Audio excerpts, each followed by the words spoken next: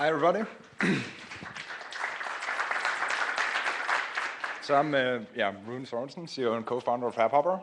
And AppHarbor is, simply put, a leading platform as a service for .NET. And the problem that we set out to solve was that there was really no one best and fully managed solution for deploying and scaling applications to the cloud for .NET developers. And as a consequence, we've experienced ourselves as .NET developers that we had to build the tools for this. And the companies we've been working for and the companies we're seeing now are spending unnecessary resources on just keeping applications running, updating servers, and stuff like that. Windows Azure, a competing solution, coincidentally has a heavy bias towards Microsoft-based technologies, and they have a very limited ecosystem of third-party service providers.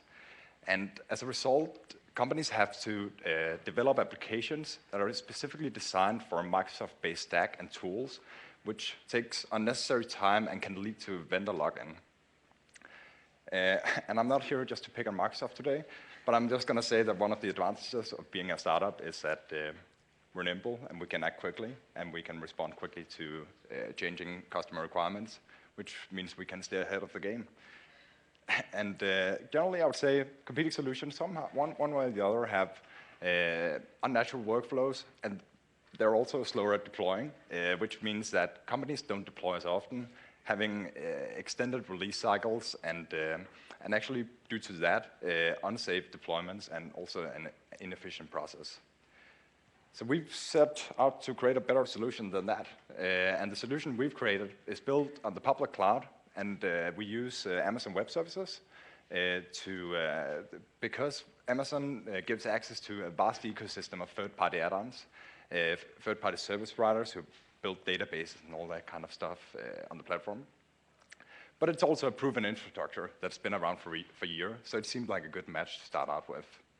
We're also fully managed, which means that the developer commits their code and pushes it to AppHarbor, and then we take care of pretty much everything else from there. And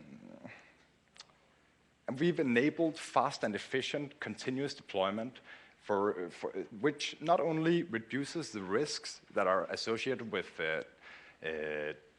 releasing new versions of your software, but it also makes developers more productive and efficient in that they can focus solely on creating business value by developing applications and not making sure that the servers are running.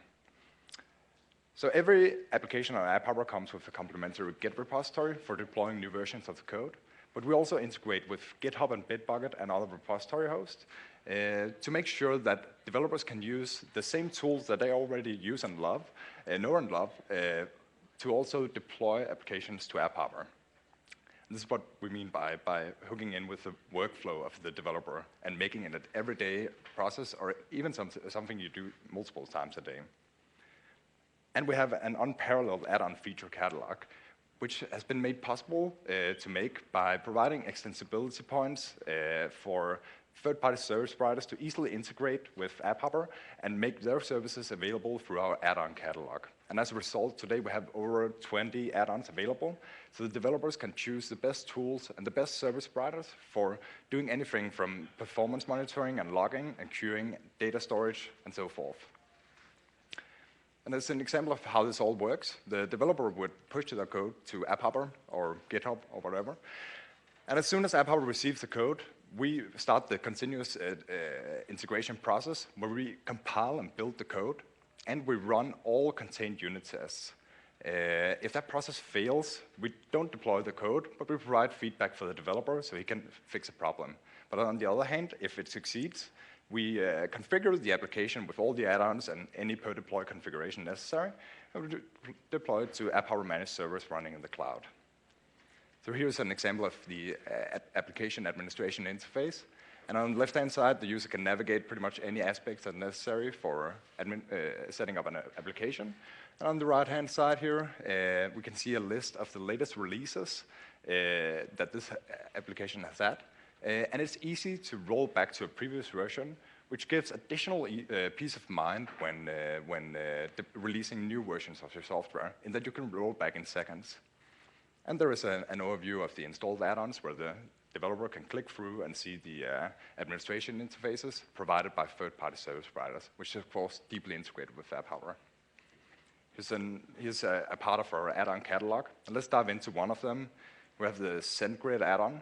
And installing an add-on and connecting with third-party service provider is simply a matter of clicking the install button, and it will be instantly provisioned and ready for the application to start sending emails. The AppHarbor business model is based on a freemium concept where the developer gets started for free, but can add any services as needed. We have free packages that we figured would be good for customers, which have various services and includes the discount. But developers and companies are free to mix and match at any point in time, however they want. They can also scale up and down using these sliders if they want to increase the number of web workers or background workers. And that's for different tasks, either to increase the number of HTTP traffic that the application can handle or the number of tasks it has to handle in the background. So who are our customers for the product? Well, I'm inclined to say that it's pretty much anyone who runs a .NET or Windows. Let's get to my first time I get to do this. Okay, Oh time's my, up. oh my God, this is so quick. I have a feeling you'll get to answer some of those questions. With, Oh yeah, judges, so, absolutely. So judges, have at them. So my first question is, tell me about your relationship with Microsoft. Do you guys have a formal relationship with Microsoft? Yeah, we actually have relationships with them on multiple levels. First of all, the BizSpark program, of course, but we communicate with their MVPs and their startup evangelists, their Windows Azure executives, and pretty much every level of the Microsoft. I guess my question is, do you have like a contract or do you have some sort of rev share going with Microsoft? No. Is there any, long-term, do you see that happening as your company grows, as you guys are very dependent on their technology? That might be. I couldn't say right now. I think as soon as it will add value